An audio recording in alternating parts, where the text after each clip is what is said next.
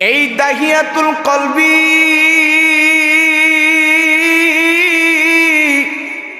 আমার বিশ্ব নবীরে ডাক দিয়া বলে, নবী গো, আসলে যেই পাপের কথা মনে পড়লে আমার কলিজার মধ্যে কেমন যেন করে ওঠে, আমার পশমগুলা খাড়া হয়ে যায়। কারণ এমন একটা পাপ করছি যেই পাপটা মনে হয় আমার আল্লাহ মাফ করবে না। আমার বিশ্বনবী বললেন, কি এমন গুনাহ করছো যে আল্লাহ মাফ করবে না? আমি তোমার কথাটা শুনতে চাই, তোমার এমন গুনাহ কি করছো আমি জানতে চাই, তুমি নিজের জবান দিয়া আমারে বলো। এই দাহিয়াতুল কলবি আমার বিশ্ব নবীরে ডাক দিয়া বলে, নবী ও, আমি যখন নাকি কালেমা পড়ি নাই, আমি যখন নাকি মুসলমান হই নাই, এমন সময় আমি যখন নাকি অমুসলিম ছিলাম, আমি এতটাই জাহেল ছিলাম, আইয়ামে জাহিলিয়াতের যুগ ছিল। সর্বপ্রথম ওই মহান মালিকের দরবারে লাখ কোটি শুকরিয়া, যেই মহান মালিক আপনাকে আমাকে আল্লাহর ঘর মসজিদে আসার বসার তৌফিক দিয়েছেন। এই জন্য আপনারা খুশি না বেজার? আরো আওয়াজ দিয়ে বলেন, খুশি না বেজার? আপনার মতন আমার মতন অনেক মানুষ এখন হসপিটালের বেডের মধ্যে আছে, অনেক মানুষ অসুস্থ হয়ে ঘরের মধ্যে শুয়ে আছে, কিন্তু আল্লাহ রাব্বুল আলামিন আপনাকে আমাকে সুস্থ রেখেছেন। আল্লাহ রাব্বুল আলামিন আপনাকে আমাকে আল্লাহর ঘরে আসার তৌফিক দিয়েছেন। দুইটা পাও ভালো রেখেছেন, হাত ভালো রেখেছেন, দুইটা চোখ ভালো রেখেছেন। আল্লাহ রাব্বুল আলামিন মস্তিষ্ক ভালো রেখেছেন। আল্লাহ রাব্বুল আলামিন দিমাগ ভালো রেখেছেন। আল্লাহ রাব্বুল আলামিন আপনাকে আমাকে ইশারের 4 রাকাত ফরজ নামাজ আদায় করার সুযোগ দিয়েছেন। এটার শুকরিয়া আদায় করা দরকার আছে না নাই? আরো আওয়াজ দিয়ে বলেন, আছে না নাই? এই জন্য আমরা সকলেই আল্লাহ পাকের শুকর আদায় করি, বলি আলহামদুলিল্লাহ। দাহিয়াতুল কলবি একজন সাহাবী ছিল, তার নাম ছিল দাহিয়াতুল কলবি। নাম কি? মুসলমান হয়েছে, কালেমা পড়ছে, কিন্তু তারপরও যেই ব্যক্তি নাকি কালেমা পড়ে মুসলমান হয়, আল্লাহ রাব্বুল আলামিন তার পিছনে সব গুনাহ কি করে দেন? মাফ করে দেন। সুবহানাল্লাহ। কিন্তু তারপর ওই দাহিয়াতুল কলবির অন্তরের মধ্যে কেমন যেন ব্যথা, আল্লাহ মনে হয় তারে মাফ করে নেই। তিনি আমার নবীর দরবারে গেলেন। ও যুবক ভাই, বৃদ্ধ বাবাজিরা, দেখেন, এই দাহিয়াতুল কলবির মতন একজন মানুষকেও যদি আল্লাহ মাফ করতে পারে, আপনাকে আমাকে আল্লাহ কেন মাফ করবে না? কথা বলেন ঠিক কিনা? আমার যুবক ভাইরা, বৃদ্ধ বাবাজিরা, এই দাহিয়াতুল কলবি তিনি কি করলেন? আমার বিশ্ব নবীর কাছে আসলেন, আমার দয়ার নবীর কাছে আসলেন। দয়ার নবীর কাছে এসে বললেন, ও দয়ার নবীজি, আমি এমন একটা পাপ করছি যেই পাপটা মনে হয় আমার আল্লাহ মাফ করবে না। আমার বিশ্ব নবী এই দাহিয়াতুল কলবিরে ডাক দিয়া বললেন, তোমার কি করছো যেই কারণে আল্লাহ তোমারে মাফ করবে না? এই দাহিয়াতুল কলবি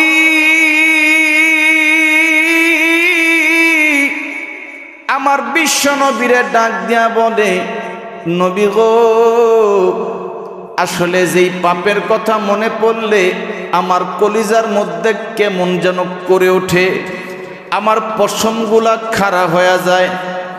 কারণ এমন একটা পাপ করছি যেই পাপটা মনে হয় আমার আল্লাহ মাফ করবে না। আমার বিশ্বনবী বললেন, কি এমন গুনাহ করছো যে আল্লাহ মাফ করবে না? আমি তোমার কথাটা শুনতে চাই, তোমার এমন গুনাহ কি করছো আমি জানতে চাই, তুমি নিজের জবান দিয়া আমারে বলো। এই দাহিয়াতুল কলবি আমার বিশ্ব নবীরে ডাক দিয়া বলে, নবী ও, আমি যখন নাকি কালেমা পড়ি নাই, আমি যখন নাকি মুসলমান হই নাই, এমন সময় আমি যখন নাকি অমুসলিম ছিলাম, আমি এতটাই জাহেল ছিলাম, আইয়ামে জাহিলিয়াতের যুগ ছিল। এমন সময় আমার স্ত্রী গর্ভবতী ছিল, তার গর্ভের মধ্যে সন্তান ছিল 6 মাসের। এই আইয়ামে জাহিলিয়াতের যুগ এতটাই জঘন্য ছিল, এই আইয়ামে জাহিলিয়াতের যুগে যদি কোনো নারীর গর্ভে থেকে সন্তান হইতো, আর ওই সন্তানটা যদি মেয়ে হইতো গো, ওই মেয়েটারে জিন্দা দাফন করে দেওয়া হইতো। আর যদি ছেলে হইতো তাহলে তারে বাঁচায় রাখতো। কারণ মানুষ মনে করত এই নারী, এই সন্তান যদি মেয়ে হয় তাহলে তার অকল্যাণ হবে। যদি মেয়ে হইতো তাহলে মনে করত অকল্যাণ হবে, এই জন্য কি করত, মেয়েটারে দাফন করে দিত। ও নবী, নবী, এই জন্য আমার এই স্ত্রী গর্ভবতী ছিল, তার সন্তান ছিল গর্ভবতী। আমি আমার স্ত্রীকে বলছি আমি সফরে যাচ্ছি, আস্তে আস্তে 2-4 বছর সময় লাগবে, এর মধ্যে যদি তোমার এই গর্ভের যে সন্তান, এই সন্তানটা যদি মেয়ে হয় তাহলে তারে জিন্দা দাফন দিয়ে দিবা, কবর দিয়ে দিবা। নাউজুবিল্লাহ, জোরে কর, আরো জোরে বলেন। আর যদি তোমার গর্ভে যে সন্তান এটা যদি ছেলে হয় তাহলে তারা বাঁচিয়ে রাখবা। যদি মেয়ে হয় তাহলে কি করবা, জিন্দা দাফন দিয়ে দিবা। অথচ মেয়েও আল্লাহ পাকের রহমত, ছেলেও আল্লাহ পাকের রহমত। কথা বলেন ঠিক কিনা? আজকে দেখা যায় আমাদের মধ্যে অনেকে আছে মেয়ে হইলে বেজার হয়, অথচ আল্লাহ বলেন ইয়াহাবুলি মাইয়াশাউ ইনাথা ওয়া ইয়াহাবুলি মাইয়াশাউ যুকুর। অর্থাৎ ছেলেও দেওয়ার মালিক আল্লাহ, মেয়েও দেওয়ার মালিক আল্লাহ। আবার কাউকে আল্লাহ রাব্বুল আলামিন সন্তান দেন না, আটকুরা বানায় রাখেন, এটারও মালিক আল্লাহ। কথা বলেন ঠিক কিনা? দেখবেন আল্লাহ কাউকে ছেলেও দিয়েছে, মেয়েও দিয়েছে। আল্লাহ কাউকে শুধু ছেলে দিয়েছে, আবার আল্লাহ কাউকে শুধু মেয়ে দিয়েছে, ছেলে দেয় নাই। আবার দেখবেন আল্লাহ কাউকে ছেলেও দেয় নাই, মেয়েও দেয় নাই, আটকুরা বানায় রাখে। আপনারাই বলেন সব কিছু করার মালিককে? সন্তান কি কোনো পুরুষ দিতে পারে? কোনো মেয়ে দিতে পারে? এই জন্য মেয়ে হইলেই কি করা যাবে না, বেজার হওয়া যাবে না। যদি মেয়ে হয় আল্লাহ পাকের শুকর আদায় করবে। আমার বিশ্বনবী বলে যার একটা মেয়ে সে একটা জান্নাতের মালিক, যে 2টা মেয়ের বাবা সে 2টা জান্নাতের মালিক, যে 3টা মেয়ের বাবা আমি নবীর সাথে সে জান্নাতি। এই জন্য মেয়ে হইলে বেজার হওয়া যাবে না। মেয়ে হইলে আল্লাহ পাকের শুকর আদায় করবেন, ওই ঘরের মধ্যে আল্লাহর রহমত নাজিল করবে। কথা বলেন ঠিক কিনা? তার মানে যে ছেলে হইলে আল্লাহর রহমত নাজিল করবে না তা না, ছেলেও আল্লাহর বরকত, মেয়েও আল্লাহর রহমত। কথা বলেন ঠিক কিনা? সন্তান ছেলে হোক মেয়ে হোক দোনোটাই আল্লাহর রহমত। আজকে দেখবেন অনেকেই দেখবেন মেয়ে হইলে বেজার হয়, এটা করবেন না, আল্লাহ পাক আপনার উপরে নারাজ হবে। অনেকের দেখবেন 2টা ছেলে 3টা মেয়ে। সেদিনও কোথায় যেন এক জায়গায় মাহফিলে গেছিলাম, কুমিল্লা, একজনে আসছে, আসার পরে বলল হুজুর আমার জন্য একটু দোয়া করেন। আমি বললাম কি হয়েছে, কেন দোয়া করব? বলল হুজুর আমার সন্তানদেরকে নিয়ে বড় মুসিবতে আছি। কি মুসিবত? হুজুর আমার 2টা ছেলে 3টা মেয়ে, এই যে 2টা ছেলে, এই 2টা ছেলের যন্ত্রণায় মনে হয় আমি মরে যাই। কেন? আমার মেয়ে 3টাকে আল্লাহ দিছে, ওরা খুব ভদ্র, ওদেরকে বিয়ে শাদী দিছি, নাতি নাতকুর হয়েছে, আলহামদুলিল্লাহ আমি খুব শান্তিতে আছি। তবে হুজুর আমার যে 2টা ছেলে, এই 2টা ছেলের যন্ত্রণায় আমার মনে হয় যে আমি পৃথিবী ছেড়ে চলে যাই। কেন? আমার যে 2টা ছেলে একটা নেশার সাথে জড়ায় গেছে, একটা পরিপূর্ণ নেশার সাথে জড়ায় গেছে, আর একটা বাপ মার পুরোপুরি অবাধ্য। এই 2টা সন্তানে আমাদের পরিবারের এমন হালত, আমাকে আল্লাহ টাকা দিয়েছে, পয়সা দিয়েছে, আল্লাহ আমাকে সম্মান ইজ্জত দিয়েছে, কিন্তু যেই সম্মান দিয়েছে এই দুইটা সন্তান আমার সম্মান ইজ্জত সব নষ্ট করে ফেলেছে। সেদিন থেকে একটা জিনিস চিন্তা করলাম, অনেকেই দেখবেন খালি আল্লাহর কাছে কাঁদে, আল্লাহ আমার 3টা মেয়ে দিছেন, 4টা মেয়ে দিছেন, আল্লাহ পোলা দেন নাই, পোলা দেন নাই। একটা কথা মনে রাখবেন, আল্লাহ আপনার উপরে ভালো চান, এই জন্য হয়তো পোলা দেন নাই। কথা বলেন ঠিক কিনা? এমনও হইতে পারতো আপনার আল্লাহ যেই পোলা দিবে ওই পোলাটা খারাপ হবে, ওই পোলার জন্য আপনার মান ইজ্জত নষ্ট হবে, ওই পোলার জন্য আপনি জাহান্নামে যাইতে পারেন। হয়তো আল্লাহ রাব্বুল আলামিন আপনার ভালো চান, এই জন্য আল্লাহ শুধু আপনার মেয়ে দান করছে, ছেলে দেন নাই। কথা বলেন ঠিক কিনা? আবার এটাও হতে পারে আল্লাহ আপনাকে 2টা 3টা 5টা ছেলে দিছে, মেয়ে দেয় নাই। আপনার দুঃখ, আমার একটা মেয়ে হয় নাই, দুঃখ করবেন না, আল্লাহ শুকর আদায় করবেন। হয়তো আল্লাহ রাব্বুল আলামিন আপনাকে যে আল্লাহ 5টা ছেলে দিছে, 2টা ছেলে দিছে, ওই মেয়ের মধ্যে আল্লাহ কল্যাণ রাখে নাই। হয়তো ওই মেয়ের মাধ্যমে আপনার ইজ্জত নষ্ট হইতো, ওই মেয়ের মাধ্যমে কোন কাজের মাধ্যমে আপনি জাহান্নামী হতে পারতেন। এই জন্য আল্লাহ রাব্বুল আলামিন আপনাকে মেয়ে দেয় নাই, শুধু ছেলে দিছে। কথা বলেন ঠিক কিনা? আবার এমনও হতে পারে যে আল্লাহ রাব্বুল আলামিন আপনাকে কোনো সন্তান দেন নাই, আপনি আল্লাহ পাকের শুকর আদায় করবেন। কেন করবেন?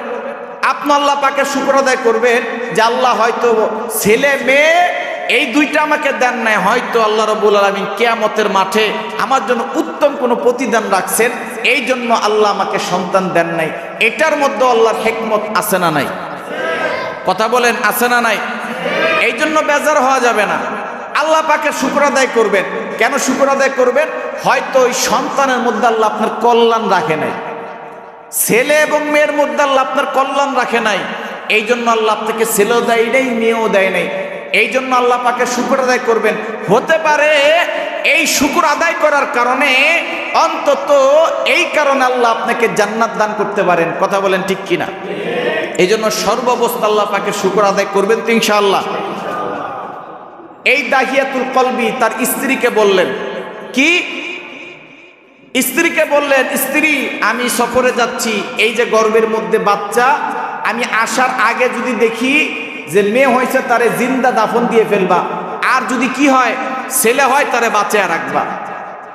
আমার যুবক ভাইরা, বৃদ্ধ বাবাজিরা, এই দাহিয়াতুল কলবি তিনি কি করলেন? সফরে চলে গেলেন, সফরের মধ্যে গেলেন। সফরে যখন গেলেন, এই দাহিয়াতুল কলবির স্ত্রীর এই গর্ভের সন্তান যখন ভূমিষ্ঠ হয়েছে, ভূমিষ্ঠ হওয়ার পর তাকে দেখে এই সন্তানটা ছেলে হয় নাই, হয়েছে একটা মেয়ে।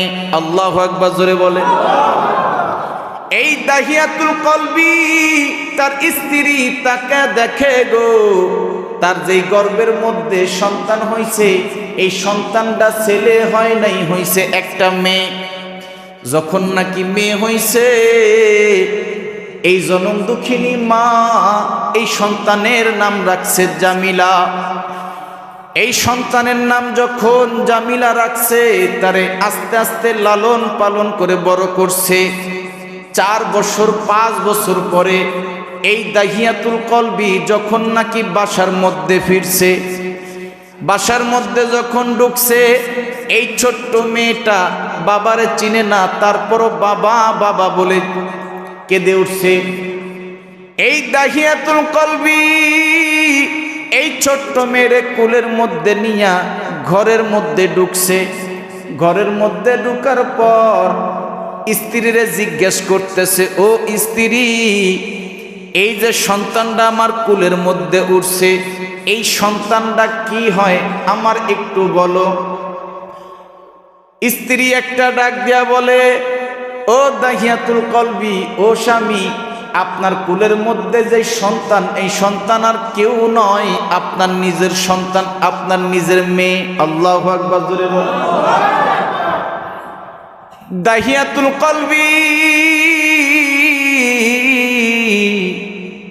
তিনি সঙ্গে সঙ্গে ডাক দিয়া স্ত্রীকে বললেন, তোমারে না বলছি তারে জিন্দা কবর দেওয়ার জন্য? মেয়ে হইলে তুমি কবর দিয়ে দিবা, এবং ছেলে হইলে তারে তুমি বাঁচায়া রাখবা, কিন্তু তুমি মেয়ে হওয়ার পরে কেন বাঁচায়া রাখছো? স্ত্রী একটা ডাক দিয়া বলে, স্বামী, আমি তো জনম দুঃখিনী মা, এই জন্য আমি আমার সন্তানদের নিজের হাতে মারতে পারি নাই। পৃথিবীর মধ্যে একজন দরদি আছে, তার নাম হচ্ছে মা। এই জনম দুঃখিনী মা সন্তানের জন্য সব করতে পারে, নিজের জীবন পর্যন্ত দিতে পারে গো, কিন্তু সন্তানের জীবন নিতে পারে না। স্বামীর একটা ডাক দিয়া বলে, স্বামী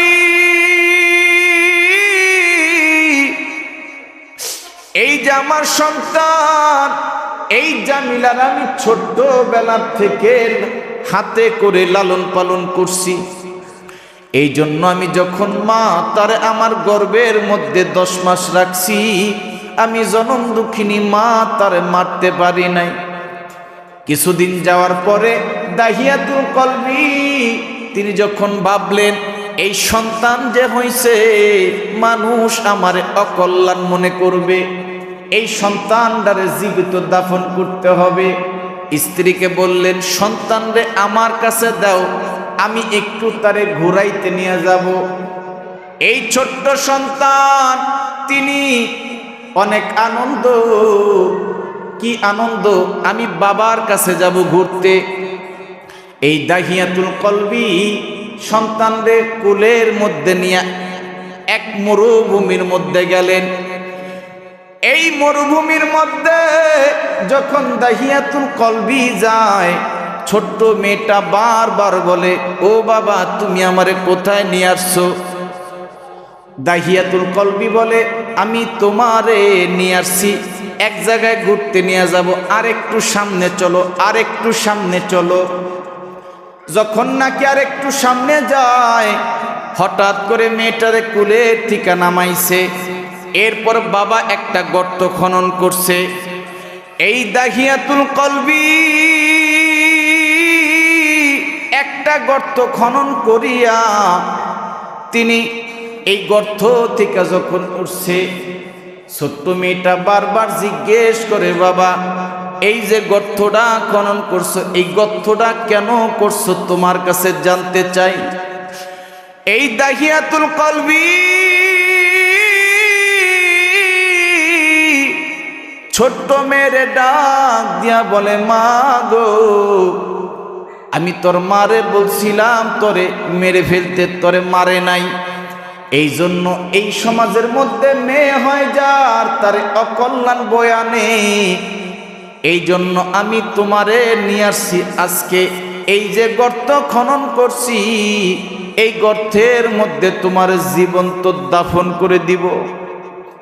এই কথা যখন বলছে, ছোট্ট মেয়ে জামিলা চোখের পানি ছেড়ে দিয়া কান্দে, আর বারবার ডাক দিয়া বলে, বাবা গো আসলে আমারে এই জায়গায় নিয়ে আসছেন গোরার কথা বলিয়া, এরপর আমারে আপনি মেরে ফেলবেন, আমি আপনার পায়ে ধরে আমারে মাইরেন না। এই দাহিয়াতুল কলবি আমার বিশ্ব নবীরে ডাক দিয়া বলে, নবী গো আমার মেয়ে বারবার আমার পাওটা জড়াইয়া ধরছে, বাবা আমারে তুমি মাইরো না,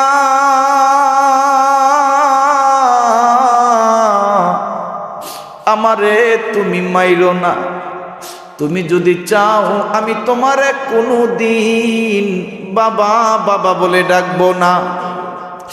অতএব তুমি যদি চাও গো বাবা, আমি এই সমাজ ছেড়ে দূরে চলে যাব, আমি এই দেশ ছেড়ে অন্য দেশে চলে যাব, তারপর আমারে এই নির্মমভাবে তুমি মাইরো না। দাহিয়াতুল কলবি বলে, নবী আমার মেয়ে বারবার আমার পাও ধরে মাপ চাই, আমার তারপর মায়া লাগলো না। এই দাহিয়াতুল কলবি আমার ছোট্ট মেয়েটে একটা ধাক্কা দিয়া আমি গর্তের মধ্যে ফালাইছি। আমার ছোট্ট মেয়ে একটা ডাক দিয়া বলে, মালিক আপনি তাকায় দেখেন না, আমার জনম দুঃখিনী মা আমারে 5টা বছর পর্যন্ত লালন পালন করছে, কিন্তু আমার বাবা আমার আজকে জিন্দা দাফন করার জন্য নিয়ে আসছে। আমারে আপনি মেয়ে বানায় পাঠাইছেন, আমি মেয়ে হইয়া দুনিয়া আসছি, আমার তো কোনো দোষ নাই। আমার বাবা আমারে মেয়ে হওয়ার জন্য এই মাটির মধ্যে জীবন্ত দাফন করে দিবে। মেয়েটা যখন বারবার কান্দে, দাহিয়াতুল কলবি নবীরে ডাক দিয়া বলে, নবী গো, এরপরও আমারও মায়া লাগলো না। এরপর যখন নাকি মেয়েরে ধাক্কা দিয়া ফালাইছি, এই হাতের মধ্যে একটা পাথর নিছি, এই পাথরটা যখন নাকি আমি আমার মেয়ের মাথার মধ্যে মারছি, আমার মেয়ের এই কপাল বরাবর লাগছে। আমার মেয়ে একটা চিৎকার মারছে, একটা চিৎকার মেরে জমিনের মধ্যে শুয়ে পড়ছে। আমি আমার এই মেয়েকে জীবন্ত দাফন করে দিছি। ও দয়ার নবী,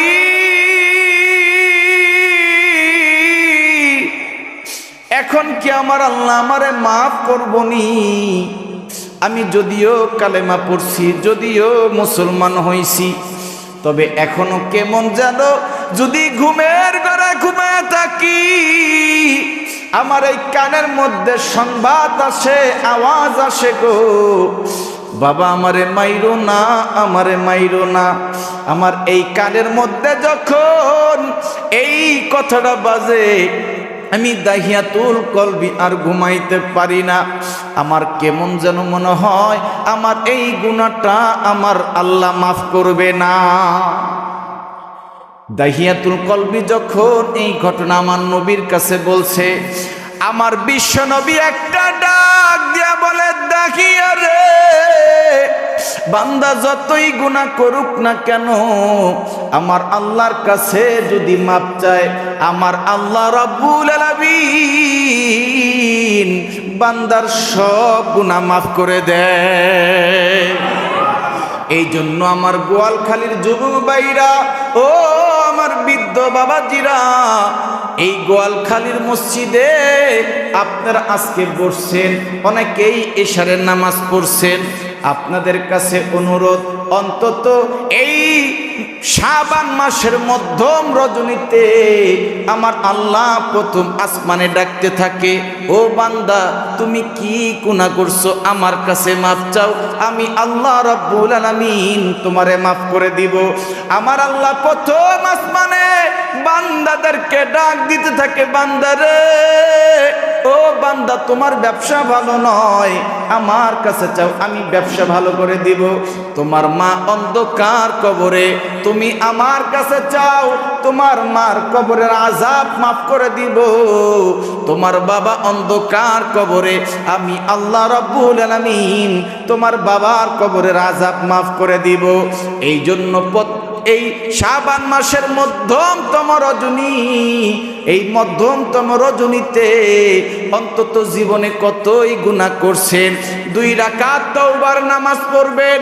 এই 2 রাকাত তওবার নামাজ পড়ে আল্লাহর দরবারে বলবেন, মালিক আমি জীবনে কত গুনাহ করছি, অন্তত এই শাবান মাসের মধ্যমতম রজনীতে আপনার কাছে আমি মাপ চাই।